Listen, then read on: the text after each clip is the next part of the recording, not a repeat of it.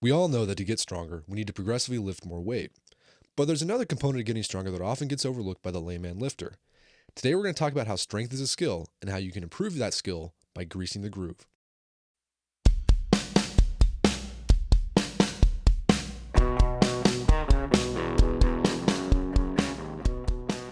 When you lift something, neurons send signals to muscle fibers to contract. The more efficient this neuromuscular process is, the easier it is to do the movement.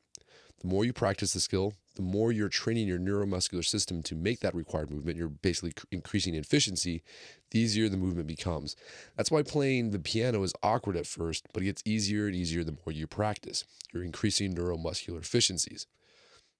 Fitness expert and father of the kettlebell Pavel Tsatsouline argues that strength is a skill just like any other. To increase the efficiency of neuromuscular connection, we need to practice strength movements regularly. We have to, as he says, grease the neurological groove. We grease the groove by performing a low set of reps of a particular exercise several times a day. The more you practice that exercise, the more efficient the neuromuscular system becomes. And the more efficient the neuromuscular system becomes, the more reps you can do. And the more reps you can do, the stronger you get. Got it? Here's exactly how greasing the groove works. You pick an exercise you want to get better at, say pull-ups. You're going to do a short set of reps, maybe 40 to 50% of your max, several times a day, with plenty of rest between sets. How many reps and how many sets a day? Well, there's no fixed number and it will vary from man to man. You do as many reps and sets as you can without them making you feel fatigued.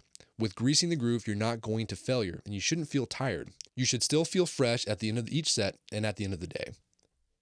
One way to set up your greasing the groove routine is to make it a rule for yourself that every time you pass the pull-up bar in your closet, you're going to do 2 to 3 reps or even 1 if that's all you can do. That's it.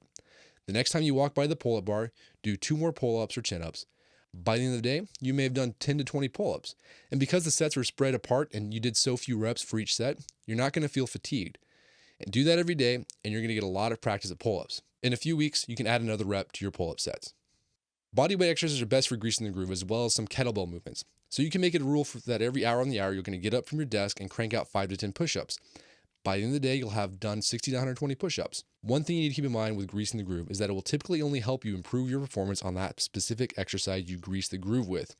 So if you grease the groove with pull-ups, you'll see an increase in the number of pull-ups you can do, but you won't see much carryover into other strength exercises. Greasing the groove can be used alone if you're in a period in your life where you can't do regular dedicated workouts. Or you can also use greasing the groove as a supplement to your dedicated workout routines. Think of it as a daily habit that will support your strength training goals and keep you active throughout the day. Practice the skill of strength by greasing the groove on a daily basis. It just may be the thing to help you reach your strength training goals this year. For details, click the link under this video, and until next time, this is Brett McKay telling you to stay manly.